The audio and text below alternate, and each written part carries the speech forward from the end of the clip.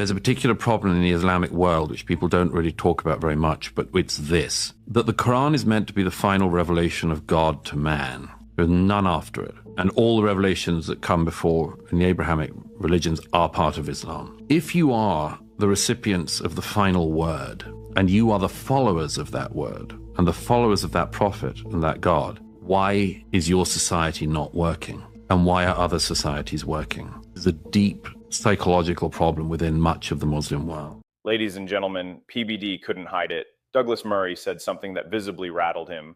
Not a military threat, an idea. Murray laid it out cold. The Quran claims to be God's final permanent word to mankind. No revision. Nothing after it. Sealed forever. Here's the question he dropped like a grenade. If Islam holds the perfect divine truth, why are Muslim majority societies crumbling while free nations keep advancing? That question has no answer. And what Murray reveals happens next. The inevitable collapse Islam literally cannot stop from the inside is exactly why PBD looked scared. Stay in. This gets dark for them?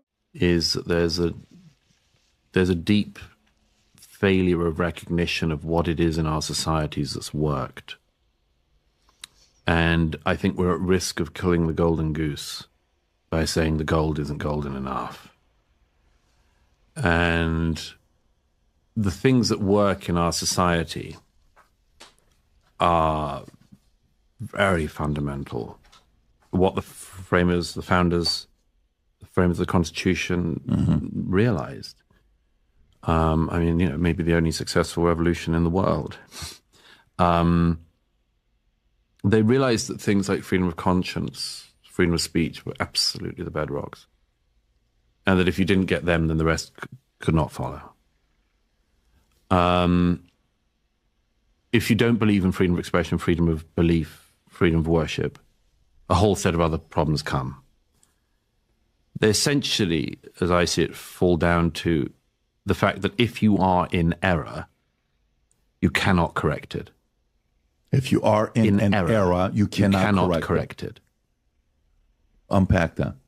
So this is what John Stuart Mill, for instance, one of the great philosophers of liberty, unpacks in one of his most famous works, On Liberty.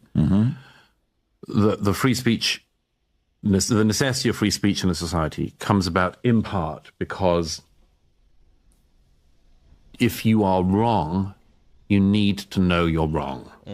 So for instance, if you're doing the economy, if you're running the economy and it's not working, instead of keeping on allowing it to not work, you have to have your ears and eyes open for a system that works. And it's one, by the way, one of the interesting things I find about markets guys in general is their ability to pivot. In a way, by the way, it just goes back slightly to the politicians issue. One of the reasons I'm interested in the way in which market people think is that it's very, very different to the way that politicians think. Politicians can see a wall and they drive towards it at the same speed or faster, and you say wall, wall, wall, and then they hit. Yeah. A market guy, you say wall and they move. This is a very, very different instinct.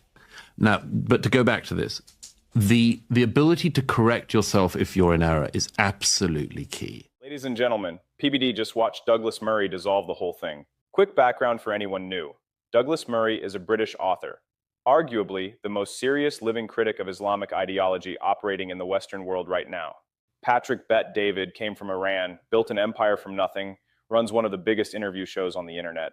When those two get into why Muslim majority societies systematically fail, and why that failure follows the people who leave those societies into our cities, you pay attention. Here's why this matters to you personally, to working families, to taxpayers. We are currently importing communities built on a worldview that Murray is about to explain is structurally incapable of self-correction. I want to stop there for a second.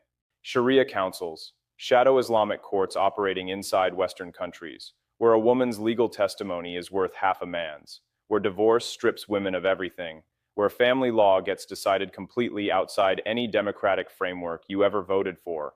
Those already exist. In Britain, in parts of Europe, they exist because nobody wanted to be called racist for pointing out that some things don't belong here. Murray starts with the foundations: free speech, freedom of conscience, and he gets somewhere the media establishment would rather you never arrive. The lack of information that has been available in not all, but much of the Islamic world for many centuries has caused a deep stagnation in those societies. And as I see it, the oil-rich countries like Qatar and Saudi, although Saudi is interestingly pivoting at the moment, very successfully, really, they have been in the same situation that European monarchies were like in, let's say, the 14th, 15th, 16th centuries, which was they could not grow the economy. There was no such concept, really. You had resources, in those days, sheep and crops, as today the Gulf countries have oil. But that money was held by a small number of people, and there was just no other way of squeezing money from them other than squeezing them further in some form of taxation or invading a neighbor and taking their stuff. Much of the Muslim world, I think, has failed to grow in the way that the West has succeeded in growing in the last few centuries. And this causes many things. One of them is a deep resentment. And one of the most important insights I've ever stumbled upon in my life in relation to that is there's a particular problem in the Islamic world which people don't really talk about very much, but it's this, that the Quran is meant to be the final revelation of God to man, the final revelation. There's none after it. And all the revelations that come before in the Abrahamic religions are part of Islam. If you are the recipients of the final word, and you are the followers of that word, and the followers of that prophet and that God, why is your society not working? And why are other societies working? Oh, Douglas. Oh, Douglas, you know how to rub the strings of the Islamists. Oh, Dougie, do. There's a deep psychological problem within much of the Muslim world, which is we thought we were the winners theologically. We're the ones who got the final revelation. And I think, by the way, that much of the anti-Americanism, the anti-Zionism, and anti-Westernism in much of the Muslim world falls down to this fact somewhere at its root, which is how come they're doing better than us when we were told that we were best? And I think it causes serious cognitive dissonance. It's one of the reasons why the Muslim world is so vulnerable to conspiracy theory. It's why when a shark attack happened at Sharm el-Sheikh 10 years ago, the local authorities said that the shark that had eaten the bather at the most popular tourist resort in Egypt had been sent by the Zionists. This is like seeing the hand of the West. So it goes back to our earlier conversation. Seeing the hand of the West in other things is an explanation for why the things are not doing well there. Okay, I have to be honest. The Mossad shark got me. The shark that was officially declared to have been sent by the Zionists to an Egyptian beach resort. Genuinely wild. But here's what Murray just handed you. Well, and ladies and gentlemen, this is massive. The theological key to the entire civilizational problem. They believe they received the final perfect revelation of God. You guys understand what that does to a society psychologically. If your system is divinely perfect and your outcomes are catastrophically bad, the failure cannot be yours. Cannot be theological. Has to come from outside. The Jews, America, the West. The shark, I want to be wrong about this, but run the actual numbers. Patents per capita, scientific output, GDP growth, Nobel Prizes per capita. Run those against every majority Muslim nation, and then explain to me why this is about colonialism. Will Democrats ever acknowledge any of this? No. Should they? Their entire urban voting coalition depends on Muslim communities staying permanently aggrieved, permanently pointing at the host culture as the source of their problems. Nobody was saying any of this plainly in mainstream political circles until Donald Trump made it acceptable to acknowledge that mass immigration has consequences, and we get to ask what ideology we're importing along with it. Nobody. Now Murray turns the lens back on us.